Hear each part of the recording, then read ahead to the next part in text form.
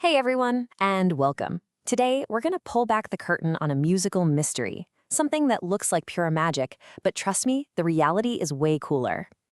Okay, so picture this. A bunch of jazz musicians walk onto a stage. They've never even met before, right?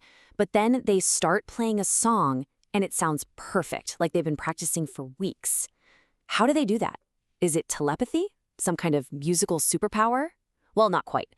They all share a secret. And that secret, it's called a jazz standard. The best way to think about it is like a shared playbook, or even better, a common language that every single jazz musician learns to speak. It's the foundation that lets them just click. They can connect and make amazing music together, instantly, no matter where they are in the world.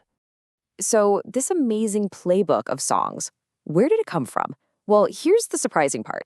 These songs, they didn't start out as jazz at all. Nope. They were basically the pop music of their time.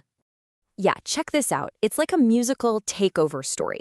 Back in the 1920s and 30s, the biggest hits were coming from Broadway musicals and Hollywood movies. And jazz musicians heard these tunes and thought, hey, we can do something with that. They loved them because they had these super catchy melodies and really cool harmonies, perfect for messing around with and improvising. So by the 40s and 50s, they basically adopted this whole collection of songs, and that became the core playbook we now call jazz standards. And this whole collection has a really cool name, the Great American Songbook. Now, don't get confused, it's not an actual book you can just go buy.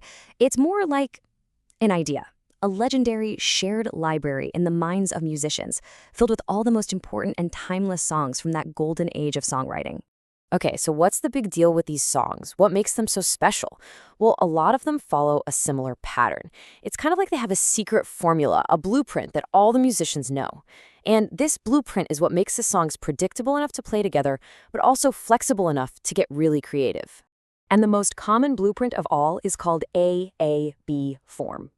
It's super simple, but totally brilliant. You start with the main idea, let's call it the A section, then you play it again, just to make sure everyone's humming along. After that, you switch it up with a totally new part, the B section, also called the bridge. And to wrap it all up, you go right back to that main A idea one last time. It just feels complete. And here's a little bit of the magic number for you, 32. See, each of those sections, A, B, A, is usually 8 bars long. 4 sections, 8 bars each, that's 32 bars total. Why does that matter? Because that predictable length is everything. It's like an internal clock for the entire band. Even when a sax player is off on some wild solo, everyone, and I mean everyone, knows exactly where they are in the song. It's what holds it all together. So, to navigate this 32-bar journey, are they reading some super complicated, thick book of sheet music? Nope. They use something called a lead sheet. This is the ultimate cheat sheet. It's like a recipe for a cake that only lists the key ingredients: flour, sugar, eggs. It gives you the essentials, and that's it. And this comparison just says it all. Look at that full classical score. Every single note is written out. It tells each musician exactly what to do and when. It's a precise instruction manual. But then you look at the jazz lead sheet. It's so much simpler, right? It just gives you 2 things, the basic melody and the chords. The rest, that's up to you. It's not an instruction manual. It's a map. It's all about freedom. Okay, so we've got the blueprint, the ABA form. We've got the map, the lead sheet. But what makes a song actually sound like jazz? You know, that specific vibe? It really boils down to 2 key things, the harmony and the rhythm. Let's start with the harmony. This comes from something called the chord progression. That's just the order the chords are played in, but it's so much more than that. Think of it as the emotional journey of the song. It's what makes a tune feel happy, or sad, or tense, or peaceful. And this emotional journey in jazz often follows a really powerful pattern. It almost always starts by creating tension. It's a sound that feels unfinished, like a question hanging in the air, just waiting for an answer. Then, from that tension, you get a build-up. The music starts to climb. It's that feeling of walking up a staircase in the dark. You can feel the anticipation growing with every step. You just know something's coming. And then, boom, resolution. The music lands on a chord that feels stable, solid, like finally walking through your front door after a long trip. It feels like home. And that cycle, tension, build-up, and that sweet, sweet release, that's what gives jazz so much of its emotional punch. All right, ingredient number 2, the rhythm. You can't talk about jazz without talking about swing. See, instead of a straight, even rhythm, swing has this bouncy, kind of lopsided feel. It's more like dooba, dooba, dooba. It's that infectious pulse that literally makes you want to snap your fingers or tap your feet. You can't help it. Okay, so we have the song, we have the structure, and we have the swing feel. Now let's put it all together and see what happens in a real performance. The first thing you'll almost always hear is the band playing the head. That's just a cool bit of jazz slang for the main melody. You know, the part of the song you'd hum? That's the head.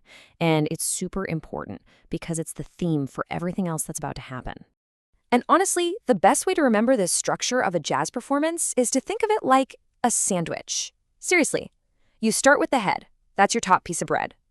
Then comes the best part, the solos. This is the filling, where each musician gets to shine and improvise. And how do you finish the sandwich? You play the head one more time. That's your bottom piece of bread holding the whole thing together. The jazz sandwich. Now that filling, the improvisation, that is the absolute heart and soul of jazz.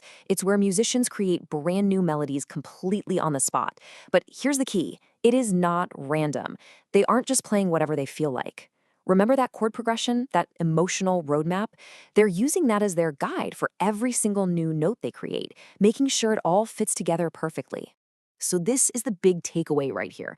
Improvisation isn't about having no rules. It's about using the rules, the structure, the harmony, the form, as a playground to build something brand new and totally personal. It's the ultimate combination of structure and freedom.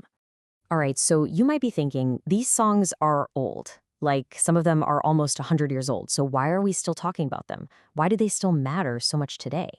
Well, there are a bunch of reasons these old songs are still total classics. For one, they're that universal language we talked about, connecting musicians everywhere. They're also the perfect way to learn the basics of music theory. They're a direct link to the history of jazz, but maybe the biggest reason? They are just fantastic, timeless, brilliantly written songs. They give musicians a perfect launchpad for creativity. So that leaves us with one final thought to chew on.